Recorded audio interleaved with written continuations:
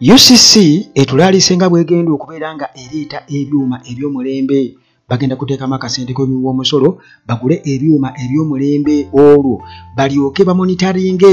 bakole ogwakalabalaba ku bantu abakozesa obubi omutimbagano. Bobi Wine, Rubongoya, Ssenyonyi mu UK era babaddeyo mu paalamenti eya UK bwe batyo ensonga ze babadde ku ki. Kakati Khalifa Aganaga bw'atyo ndowooza akirabye nti ate alina kudda mu NUP 2026 bw'aba aneesimbawo ebya FDC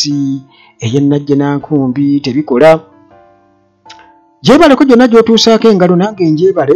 Uganda Tulagi mu mikwesesenga bulijjo nziguse subscribinga ate onyige notification bell bw'oba tokikolanga. Sharinga era njagala okimanyi nti munnange aba Hillside View Apartments gye bali nnyo wali ku Kasozi Jjanyi Ntebe Road tuuke Kajjansi Namulanda oba Ekitende genda ku chachi ejjanyi awo Hillside View Apartments bw'ogenda okubeera nga ozisanga. Apartments zirimu buli kimu, amasannyalaze gonna, wifi n'ebirala bingi nnyo by'osobola okusangayo tewetaaga kwetika kintu na kimu. Ziri fully furnished. Abava ebweru w'eggwanga ku airport bajja kuba nayo ku bwereere. Emiwendo gikkirizika. Temo Property Consultants Limited nabo gye bali nnyo ku nsonga z'ettaka. Oyagala gula ttaka, kutunda ttaka, oyagala kupima ttaka, balina bapunta oba kwerula ttaka. Abapunta ba mulembe nnyo be balina okukosa munnange n'okubeera nti ensonga z'ebyapa bazikwasaganya. Oyagala kumanya kikwata ku byapa, oyagala gula ttaka, tonna bakubeera ng'oligula sooka beebuuzeeko. Balina abazimbi abalungi, balina ebikozesebwa bitrakiti ebisenda ettaka weebiri. Kale Timo Property Consultants gye bali nnyo bakubireko ennamba zaabwe bwe ziri awo okukosa n'omusawo Dr. omukugu ali qualified ate nga ali talented. Ono muganda wange kyakoze akoze makula gokka era abasobodde okubeera nga munnange bamukozesaako bakkakkiriza nti kituufu eri abantu abali talented naye nga beetaaga bwetaazi kubeera ng'obawa ovudde. Kati munaye gwe olina ebirwadde bikuluma, ebirwadde boogera ku birwadde gwe just jangu naye kirwadde kyo nti dokita nze ndi mulwadde kino kinnuma, tolinda kuyeba. Omanyi ebintu by'obulwadde biri fane nnyo nti bw'olwala oba bw'olwaza kusooka n'ogezaako anti akasente oba okalinaano bw'otyo n'odda eno n'odda eri ogenda okulaba nga munnange oweweeramu bw'oddamu kukakana ng'ogonza ate ng'ogamba owange kangezeeko neeno bwe nti naye ate ng'olumu kiba too late. Kale munnange ebyo nze Uganda Tulagi gwe just nsaba namba ya simu gwe namba y'omusawo siina kirala kyenkwagaza. Kakati munnange UCC gye tuli katandike n'aba UCC kubanga bano bwe batyo balabika baagala kubeera nga nabo batwefumbiramu kubanga ensonga ate gye bawa ebaviiriddeko kubanga boogera ebintu ebifaanaganako bwe biti nayo yeewuunyisa ku bizibu bannayuganda byonna bye balina. Ku bizibu bannayuganda bye balina Uganda olemwa. Kakati munnange UCC egenda kubanga eyingizaawo ebyuma oba egenda kubeera nga eimportinga machines ebyuma bya tekinologiya olwo esobole okubeera nga erondoola social media platforms zonna. Kakati munnange bino tubifuna okuva eri Executive Director Nyombi Tembo era nga amaze kubeera nga akikoonamu nti Uganda Communications Commission UCC bwe batyo bano bali mu nteekateeka ezisembayo, bali mu final stages okubeera nga bafuna ebyuma digital surveillance tools aimed at monitoring social media activities across the country. Kakati munnange okusinziira ku UCC spokesperson Ibrahim Bossa agamba nti system eno gye bagenda okubeera nga baleeta nti mugenda kubeeramu artificial intelligence powered tools era nga zino zigenda kuba zisobola bulungi nnyo okubeera nga zidetectinga hate speech, aboogera n'obusagwa nga boogerera abantu abalala bukati bagenda kuba basobola okubeera nga badetectinga, bagenda kuba nga basobola okudetectinga incitement to violence, abakuma omuliro mu bantu, okola ebikola eby'effujjo oba okwekalakasa ng'ebyo wamu n'okubeera nga baspreadinga misinformation nga boogera ebyensimattu ku bantu ebitali bituufu. Kakati munnange bagamba nti era equipment ono agenda ku featuring real time monitoring dashboards era nga muganda wange katugeze basobola okudetectinga kikyokola mu kiseera ekyo ti buno ali ku muhoozi avuma ndowooza bane bakusayira ensingo bane bakusalako bane bakola batya awo nze naawe tugenda kuba tubiraba bulabi kubanga bagamba babireeta tetumanyi oba mawanga amalala tebiriyo oba Uganda yesinga ssente nti kati yesobodde okufuna ekyuma ekyewalala tebiriyo. Kakati munnange tebaana bakubeera nga batubuulira nti ddala bagenda kubireeta ddi exactly nti naye batugamba bali mu final stages ez'okubeera nga baleeta equipment oyo system number erimu ebyo nga bwe mbikunnyonnyedde muganda gwange ebidetectinga hate speech, incitement to violence, spreading misinformation muganda wange. Kakati munnange mbu eno move oba kaweefube ono kitundu ku kaweefube wa gavumenti lwegezaako okubeera nga etandikawo okubeera nga regulating online content nga yefuga online content era nga bagezaako kuba nti bajjawo oba bakendeeza ku kukozesa obubi social media era ba officials bano batutegeeza aba UCC nti kakati amateeka bali mu draftinga bali mu kubeera nga bategeka amateeka okubeera nga bakwasaganya ensonga eno ey'okuspreadinga harmful and illegal information online. Minister for ICT and National Guidance Chris Baryomunsi amaze kubeera nga akonfaminga bino era agamba nti amateeka muganda wange amakakali ennyo amateeka makakali ennyo stricter laws targeting social media abuse are in the pipeline. Nti amateeka amakakali ennyo akagenda okumyumyula ku nsonga y'okukwasisa amateeka abakozesa obubi omutimbagano gali mu kkubo gajja. Kakati munnange okubeera nga baleeta amateeka gano amakakali mujjukire bulungi nnyo okubeera nti kati kino kigeninze momentum oba kitekeddwamu amaanyi kiddiridde mufuti wa Uganda Sheikh Shaban Ramadan Mubajje mujjukira bulungi nnyo Sheikh Shaban Ramadan Mubajje okubeera nga akuba omulanga nti TikTok baali badde bagiwera ngagamba nti eno y'abantu bakireereese mbu ekozesebwa okuvuma abakulembeze b'eggwanga oba baani naye mwali kubanga omukulembeze olina okukola ebyo ebikkirizika era abantu ebibasanyusa ate bw'oba nga okkiriza nti oli mukulembeze w'abantu kitegeeza nti ate era tebasobola kukwekizoneratinga ku criticism kitegeeza nti olina okubeera ng'ofeesinga criticism butereevu kati ate gweoba toyogerwako kitegeeza nti wamukulembeze eki gamba nti bano aba TikTok evumirira bannakyemalira b'eggwanga awo mba nja kukutegeera njagamba ya ne bw'ogamba nti abakulembeze b'eggwanga nti babavuma omukulembeze ebyo biba tebimulya kubanga aba akitegera butekisi nti abantu besi basanyufu naye ekyebuuzibwa nti gwe lwaki abantu babeera bakuvuma sooka bwebuuze lwaki nkoze eki. Kakati munnange oba nantagambako nga bugenda mu maaso kubulidde ensonga nti ebbanga lyonna bibaddewo naye nga tebakola ki naye kakati baleese equipment omupya tetumanyi oba Sheikh Shaban Ramadan Mubajje yataddeko ssente ze oba ssente za muwi wa musolo ekyo nakyo kiri awo. Kakati munnange gavumenti nga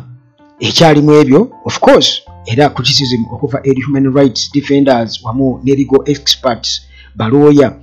nga Stephen Kalali bano munnange bavuddeyo ne bagamba nti amateeka ago kwegamba bagalabanga political tools nti gano ekisooka baga-applyinga selectively so si kubuli nti abantu bonna gabakwateko kyenkanyi gagenda kubaganyigiriza ludda luvuganya gavumenti era bannange bo tebagenda kubeera nga bassa omukono, bagenda kuba bakivumirira ebbanga lyonna. Kakati Uganda erina ebizibu bingi, naye ekyewuunyisa muganda wange ssente z'omuwi w'omusolo bali mu kuzimalira ku bintu ebifaanaganako ng'ebyo, so nga ate waliwo amateeka aga computer misuse gwegali, naye obaolyawo bano baagala okwefuula nti tegamala. Tigamala ngera boda ba poliisi nti temala, balina okuleetamu amagi, balina okuleetamu jat, mbu joint eya security agencies ziri zonna, era ne batandika okukola ebikolobero ku bannansi. Buli kimu kiba tekimala wano, era y'ensonga lwaki olaba baali basaba ne ssente mu paalamenti nti amagye bagawe ssente gagende gakuuma akalubira 21 kubanga naye baatulagako, jati yatulaga era simanyi oba ssente zo ziriita, naye zijja kuyita kubanga aba NRM balina okubeera nga baziyisa, balina okubeera nga baziyisa. Twetaaga okununula eggwanga kubanga muganda wange guyinza okulaba obusente ngo bonoogamba, naye bagamba kamu gwe muganda, ogwo musimbi guba mungi nnyo nti eggwanga lyatu lyalibadde likulaakulana mu bintu ebyenjawulo okusinga okudda mu bino ebintu bya saakaasi. Kati munnange nti ojagala okwesanga nti kati ebyuma nga bino ebyokutaapinga mu open conversations ez'abannansi bajja kuba babireeta, so nga ate tebyetaagisa yadde n'akamu. Boonona ssente za muwi wa musolo, naye muganda wange abantu ab'endowooza ezaatalagga era ojagenda okwesanga nga bye bakola byonna babikola tebafunye yadde n'ensonyi,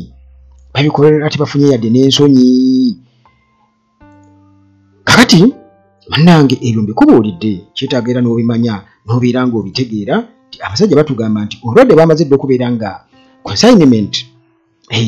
bagitegeka era bagitumya era etuuka essaawa yonna eya system eyo egenda okubeera nga balaba byemwogera ku social media bamumonitoringa buli kimu. Bobi Wine, Ssenyonyi wamu ne Rubongoya bwe batyo munnange beevumbye akafubo era ne bengeejinga British Parliament. Tuli Bungereza kati twavuddeyo dde Uganda tuli Bungereza muganda wange, twalinnye eddonnyenye tuli Bungereza kati Bobi Wine nga ali wamu ne Ssenyonyi okukosa ne David Lewis Rubongoya,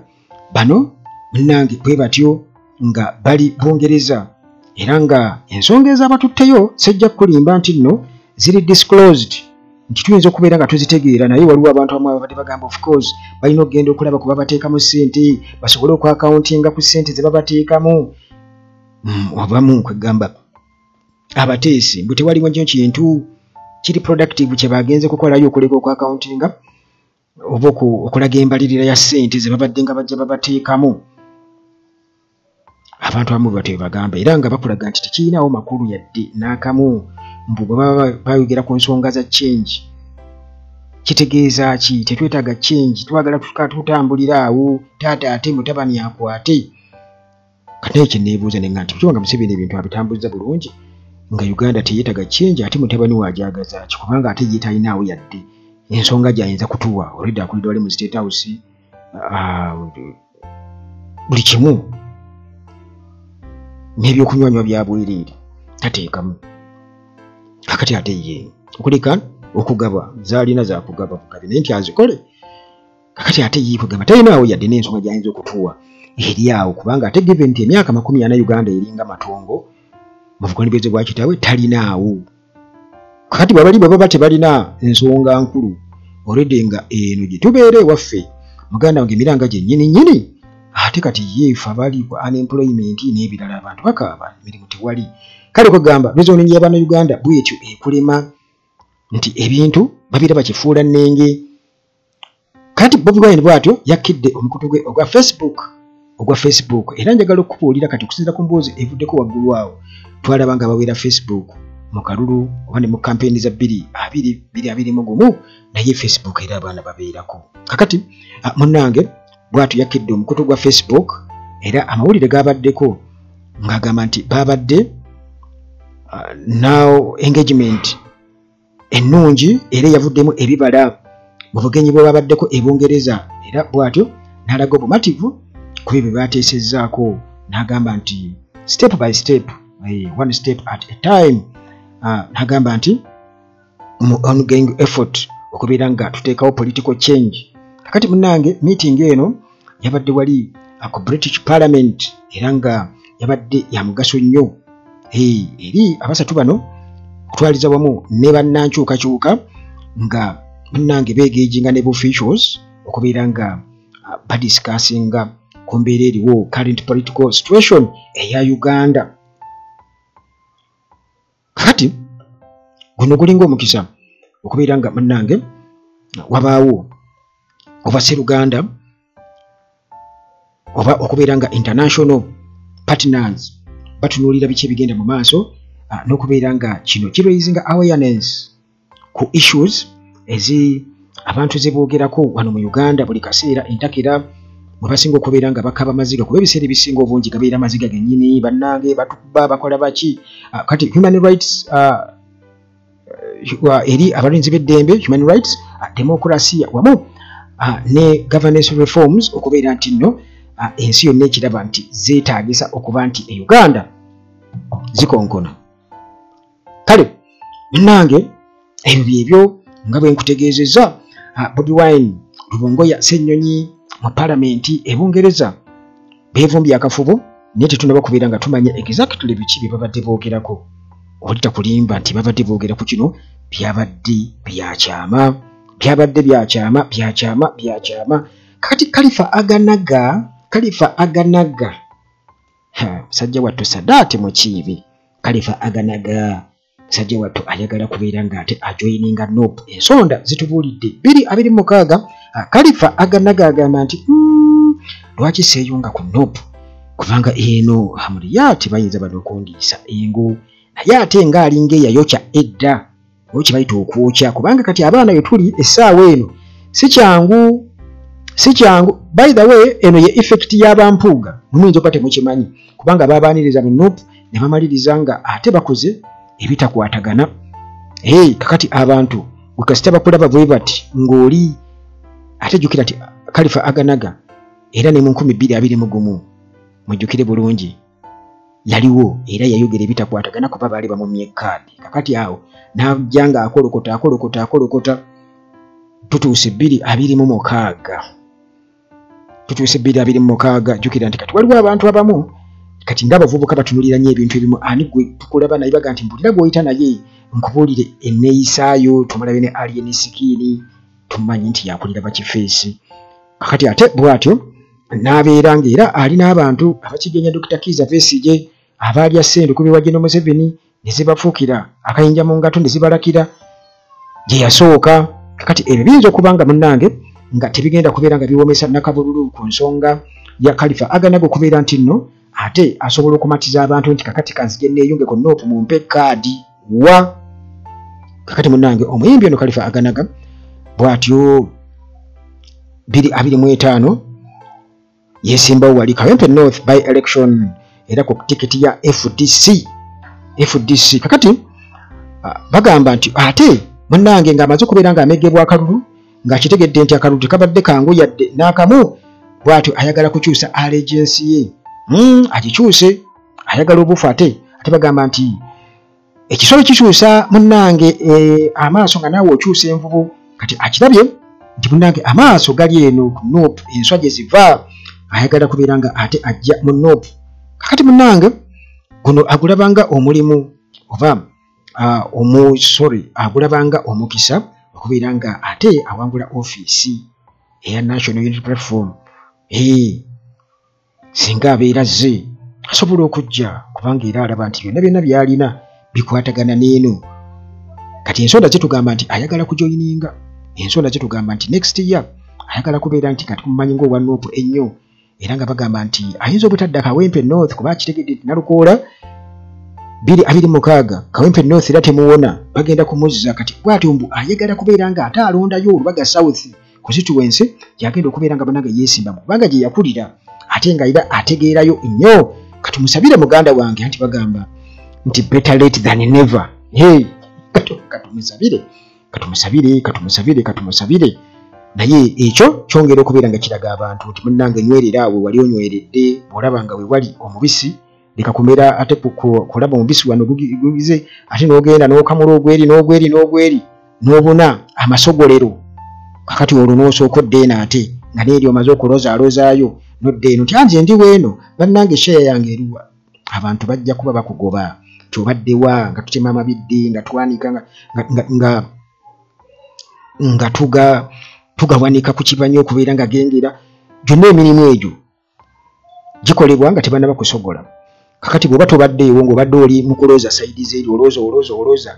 kati ate n'okomawo eno ng'emirimu giwedde. Ekyo n'omuntu akiramuza bwenkanya. Sigenda kusookawo nnyo wano, tusinkane mu mboozi zaffe eziddako wano ku Uganda At Large nga bulijjo. Mukama Katonda akuume.